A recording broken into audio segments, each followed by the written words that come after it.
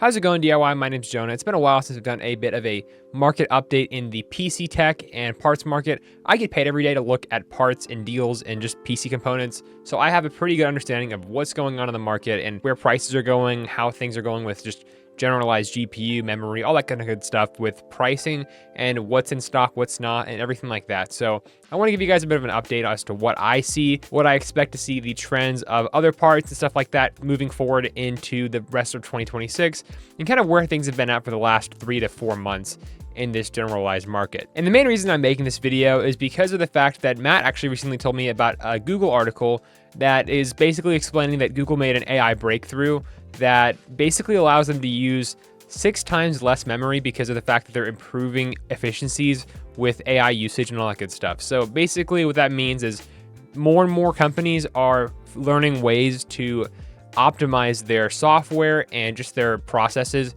to where even with their AI stuff, they don't even need to use as much RAM. And that's obviously going to require way less usages for components like RAM.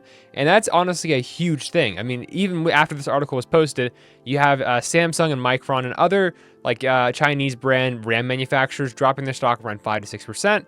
And this basically just shows that this is kind of the start and hopefully future of other developers and just large scale companies learning ways to become more effective and more efficient with the resources that they have. Because right now, although there are resources for us to buy like RAM, there's still plenty of RAM in stock everywhere you look, and there's RAM promised to other retailers. There is still RAM available, and this could definitely make us see a slight dip in the prices of RAM. I will say in the last like 3 or so months, you've seen the RAM prices skyrocket, but they have really kind of stayed at the $350 to $370 price range for a regular 32 gig kit of DDR5.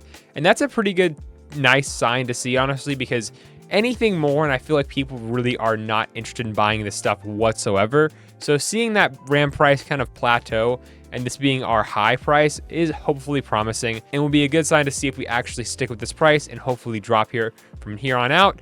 But I mean, I think this is going to be one of the main things that I want to talk about in this video is the fact that I feel like at this point, the demand for PC components and tech and stuff like that is going to drop severely to the point where companies, in order to stay profitable and make sense for the consumer, have to find ways like Google to improve their efficiency and operations in this whole field to where they don't need as much hardware. And I think that's where the real advancement's going to get, because back then, I mean, older games, you really were fine with 16 gigabytes of RAM.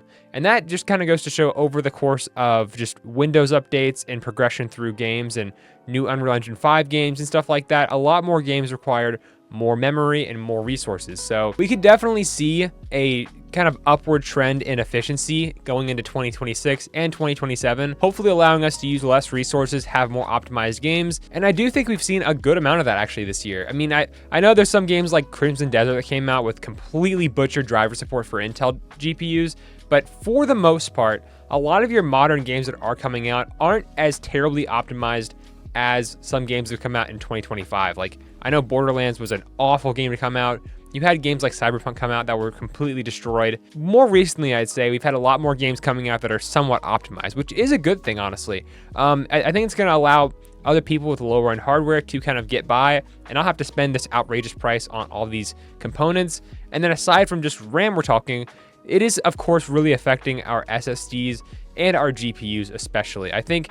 Honestly, I think a lot of us, including me, have been able to kind of swallow the RAM pill, and you can get around it quite a bit, honestly, more often than not, by doing bundles and stuff like that on popular retailers like Newegg.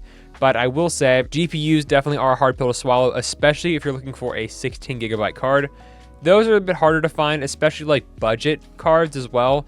They definitely have seen a pretty hard hit in terms of the price of them. Now, I will say your mid-range cards like your 9070, 9070 XT, and 5070, those are actually pretty solid. I can still find them pretty regularly for a good price. For storage, this is probably the hardest pill I've had to swallow in terms of this whole year. We can find motherboard, RAM, CPU combos all day. Usually, sometimes if you wait a bit longer, you can find a 32 gig kit combo as well. But storage really sucks to see because I do plan a lot of builds, and the $250 for a 2 terabyte option on a higher end build, especially with how unoptimized the storage capacities are on these new modern games, it really wants me to push people to 2 terabytes. But the problem is that that 2TB drive is like almost always around $250. You may have to start with one if you can find a deal on one, and then double it up down the road. GPUs, you can also sometimes get combos like on Newegg as well. Right now, you can find plenty of options relatively close to MSRP. You'll get a free AIO in that bundle and a free game. So realistically, you are getting a good value out of your graphics card if you buy the right one and you save up enough money. But everything else is just kind of still pretty sad to see the pricing that's going on with them. But hopefully news like this with Google breakthroughs and other large company breakthroughs, and hopefully this will be a good kind of telltale sign that other companies should start looking into ways they can improve their efficiencies and other stuff like that, so we can get less of a need and reliance on this RAM market, so they can actually start charging us consumers less money at the end of the road. So that's kind of like the end goal that we're going to be hoping for this year. I do think it only being end of March, we're seeing this kind of news is a really good thing. I think with the uninterest in hopefully shareholders with AI stuff, because I think people are starting to kind of get tired of it, at least from what I'm seeing. Everyone uses AI in their marketing now. So eventually I feel like we're going to see some point in which people aren't going to be as interested in it anymore, and it's not going to be that big buzzword that people can put in their shareholder meetings on these big companies. And then from there, we may see a drop in price. That's the hope, at least. That's what I expect to see, at least. I think this year is going to be the year where it's going to suck for a while, but I do think progression like this from Google and other large companies is going to be what kind of saves us from the RAM market, because we saw earlier in the year all these people talking about when the RAMageddon will be over, and unless they build these giant factories to produce more RAM, there really isn't a solution until like 2027, maybe even after that. So hopefully this is the path that we follow, and hopefully we also see an improvement in the price. Maybe not back to $80 for a DDR5 kit, because realistically that is probably not going to happen for quite a long time until those new manufacturing plants are opened, if they're even making them now, and the drop off of this need for AI is just gone, which I never really see happening anymore, because it's becoming more and more part of people's lives, even as they don't really realize it. So I think we can see a slight drop. I'd love to see it around like $200. That'd be really solid in my opinion, and hopefully further and further down from there. But those are all my predictions so far for the parts market update. Everything else in terms of PC parts is looking better than ever. Monitors are fantastic prices right now.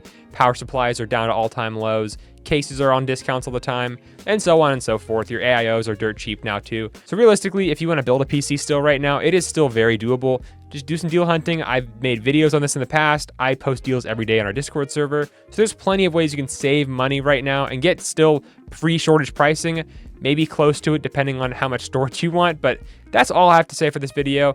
Leave a like down below and leave a comment as well if you have any input on this topic today. But thanks for watching to the end if you all did, and we'll see you guys next time. Peace.